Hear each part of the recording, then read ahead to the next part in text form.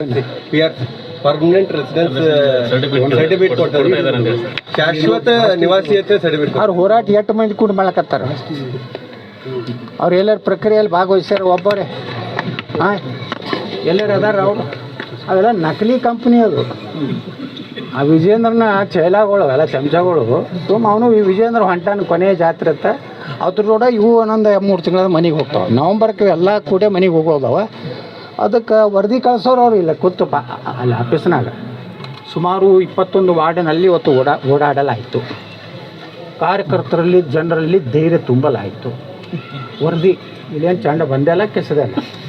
ಎಲ್ಲರೂ ಅಡ್ಡಿದ್ದು ನೀವೆಲ್ಲರೂ ನೋಡಿರಿ ಏನ್ರಿ ಅವರು ಯಾರ್ಯಾರು BL ಏನು ಅದಾರಲ್ಲ ಅವ್ರು BLA 1 ಅನ್ನೋರು ಎಲ್ಲರೂ ಅಡ್ಡಾಡ್ಯಾರ ಯಾರು ಅವ್ರು ಹಿಂದೆ ಮಂದಿನೇ ಇಲ್ಲ. ಸುಮ್ಮ ಒಂದು ಗಡ್ಡ ಬಿಡ್ಕೊಂಡು ಒಂದು ಅಡ್ಡಾಡ್ತೈತೆ. ಅದರಿಂದ ಒಂದು 4 ಕಿಲೋಮೀಟ್ರ್ ಅದಾವ ಒಟ್ಟು ಅಡ್ಡಾಡ್ತಾವೆ. ಸುಮ್ಮ ಅಲ್ಲೇ ಜೋರಾಪುರ ಓಣ್ಯಾಗಿಟ್ಟು ಅಡ್ಡಾಡಿ ಮನೆಗೆ ಹೋಗ್ತಾವೆ. ಇಟ್ಟೇ ಇತ್ತು ಹೋಗ್ತದೆ, ಏನು ಕತ್ತಿನೇ ಇಲ್ಲ. ಅವು 2-3 ಅಲ್ಲೇ ಜೋರಾಪುರನಾಗೆ ಇದ್ದಿದ್ದು ಗಿರಿಕೆಗಳು ಅವೇ ಲೀಡ್ರುಗಳು. ಅದರಿಂದ 4 ಕಿಲೋಮೀಟ್ರ್ ಇರ್ತಾರೆ. ಅವಾಗ ರಾತ್ರಿ ಮುಸ್ಲಿಮ್ ಜೋಡ ಭಯ ತುಮ್ ಚಿಂತಾ ಮತ್ ಕರೋ ಹಮ್ BJP से ಫುಲ್ ಸಪೋರ್ಟ್ ಐತೆ ರಾತ್ರಿ ಹೇಳಿ ಬರ್ತಾರೆ. ಮಂದಿ ಯಾರು ಮಾತು ಕೇಳೋ ಲೆಕ್ಕನಾಗ ಬಿಜಾಪುರನಾಗ ಇಲ್ರಿ. ಇತ್ತಂದ್ರೆ ನ್ಯಾಯ ಕಾರಿಸ್ಬಿಡ್ತಿದ್ದೆ.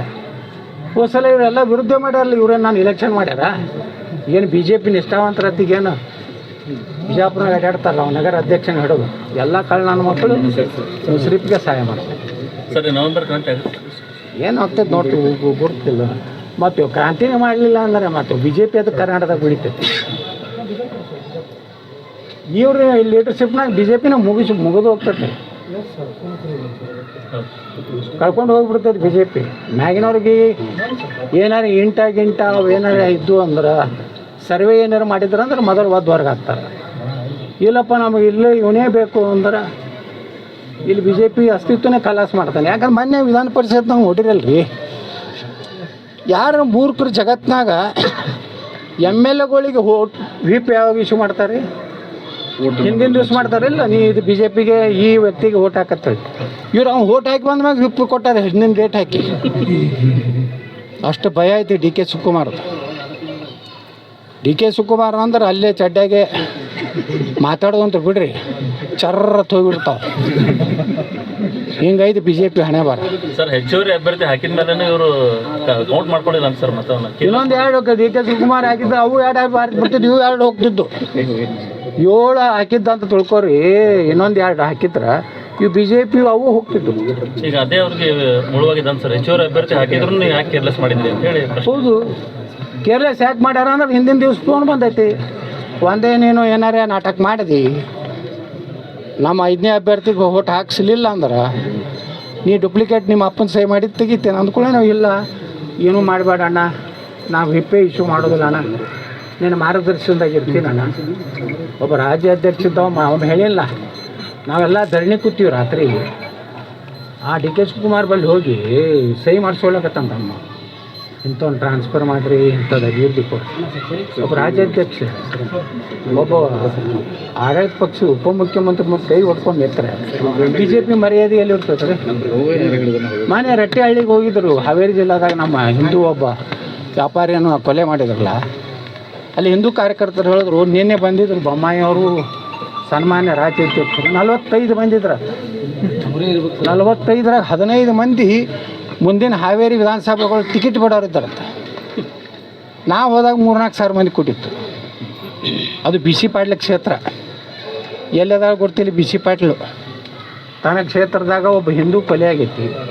ಅವ್ರ ಮನೆಗೆ ಹೋಗಿ ಸಾಂತ್ವನ ಹೇಳೋದಂತಾರೆ. ಒಬ್ಬ ಮಾಜಿ ಶಾಸಕಿದ್ರೇನಾಯ್ತು, ಹೋಗಿ ಬರ್ಬೇಕಾಗಿತ್ತು, ಅವ್ರು ಹೋಗಿಲ್ಲ.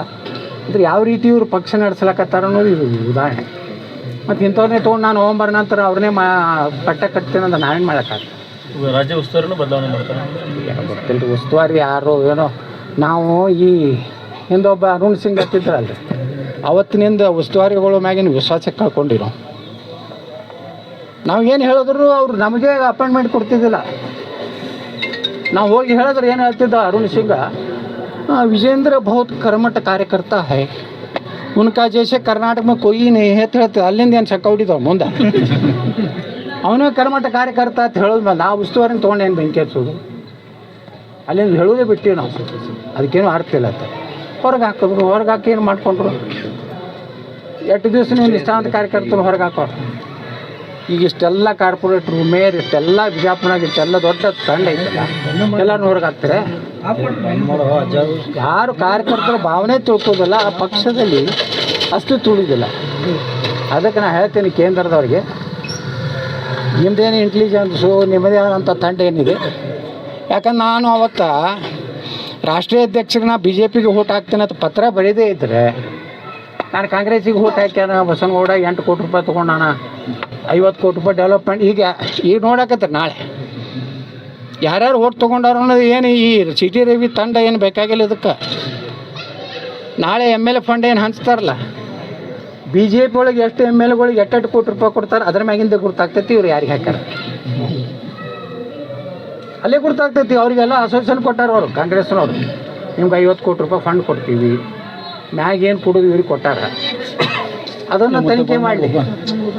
ಹಿಂದೆ D. ಶಂಕರ್ ಮೂರ್ತಿ ವಿಶ್ವಾಸ ತೊಗೊಂಡು ಬಂದಿದ್ರು. ನಾನು BJPಗೆ ಓಟ್ ಹಾಕಿನಿ, ನಾ ಪಕ್ಷೇತರಿದ್ರು.